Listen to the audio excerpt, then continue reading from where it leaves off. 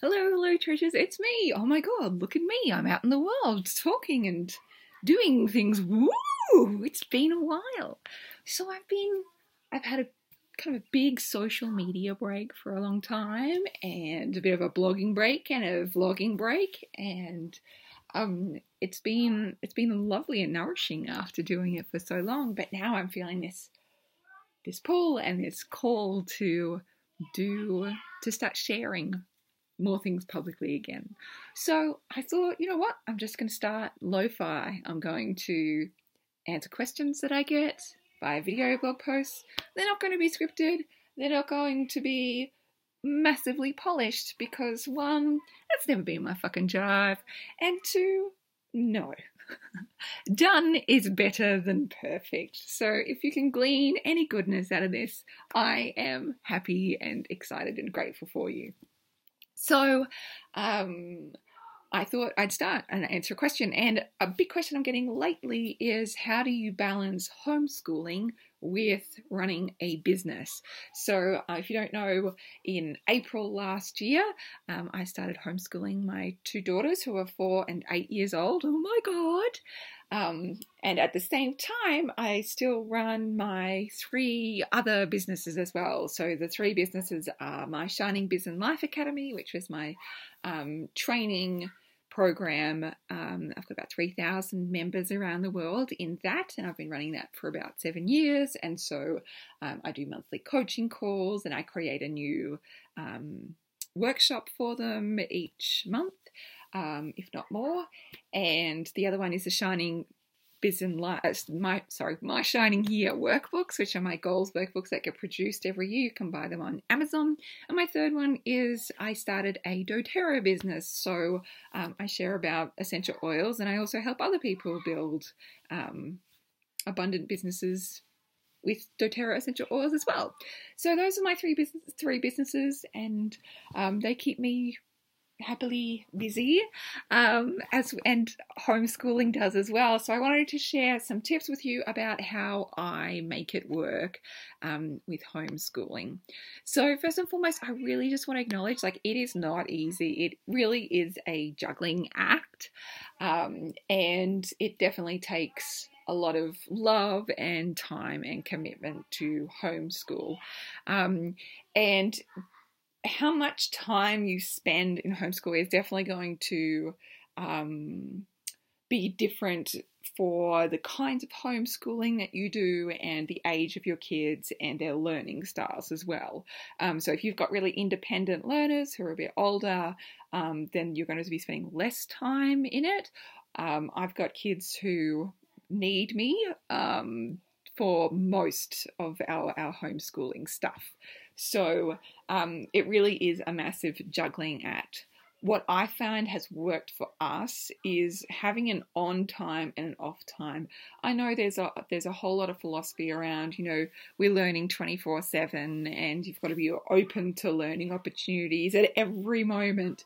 And I tried doing that and found that it just really burned me out, and I really actually needed some downtime and some quiet time in order to be the best Leonie I can be.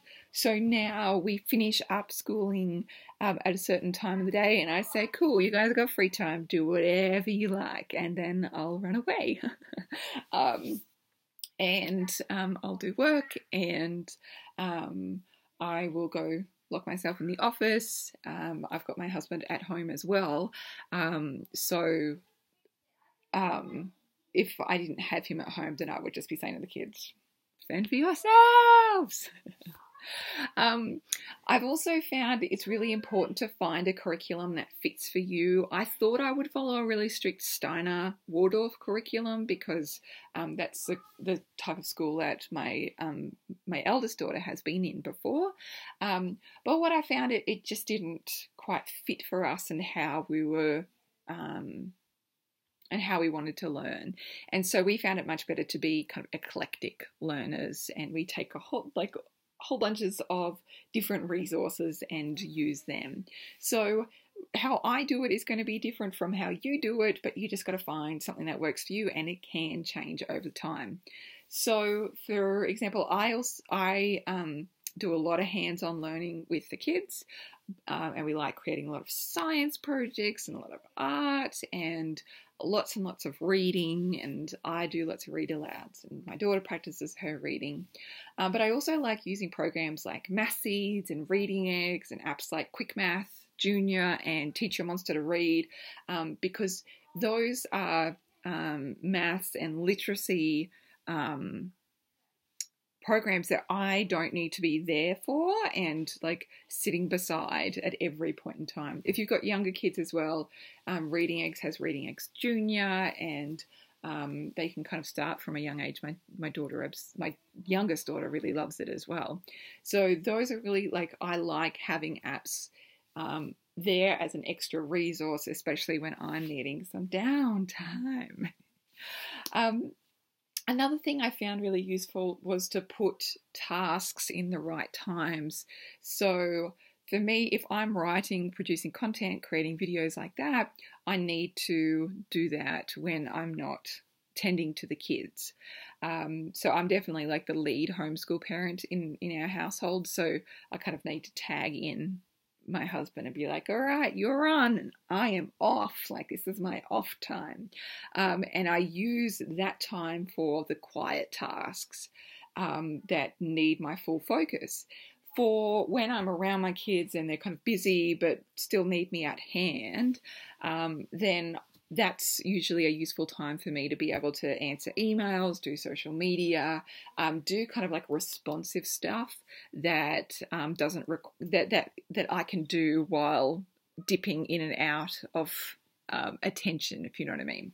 I also found, like, when I was sending off a lot of packages at one point for my essential oils business, and so I found that really useful to do while around the kids. So I would have my own little desk set up next to their homeschool desks, and I can do some work while they're doing it. Another really important thing is self-care. I mean, seriously, like, I don't think I've been as good at self-care as I probably needed to be. And you learn kind of those hard lessons along the way, like, oh no, I overdid that. I think it's really important to have a long-term picture for your kids' education and a real trust in that they are learning in a learning rich environment, and that there's kind of an ebb and flow to all of these things.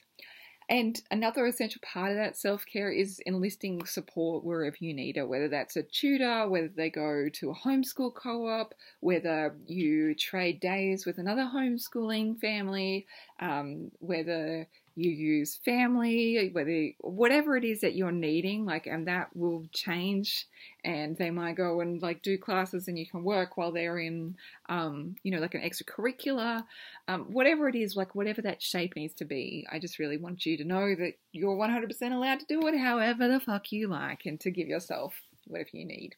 And along the same vein, honestly, if it's not working, 100% totally fine.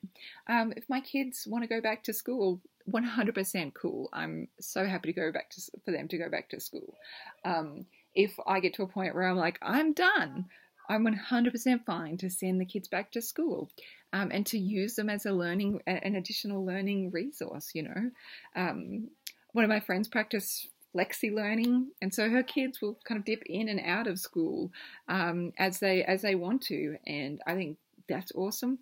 If something's not working, like I sang up a tree many years ago, if it's not working, try something new. If it's not working, try something new. And I think with homeschooling, there's so many blessings, and there's a real dogma around it as well. And so then you become afraid, like, oh God, if I fail at homeschooling, I suck as a person. No, fuck that. Fuck that for a joke. Like, if it's not working, try something new and just find the right fit for you and your family, which is a completely unique situation. And that's the way how to do life, It's the way to do life. Anyway, I wanted to send you so much love and excitement and joy. And if you're on your homeschooling journey or you're thinking about it, I just think awesome. Like, we've had such an amazing time, and whether it's permanent or not, is 100% groovy and okay. I'm so grateful for the time we've had. Mom, I'm hungry. And that is the perfect time to stop because this one is hungry yet again. Mwah! Sending you lots of love. Bye.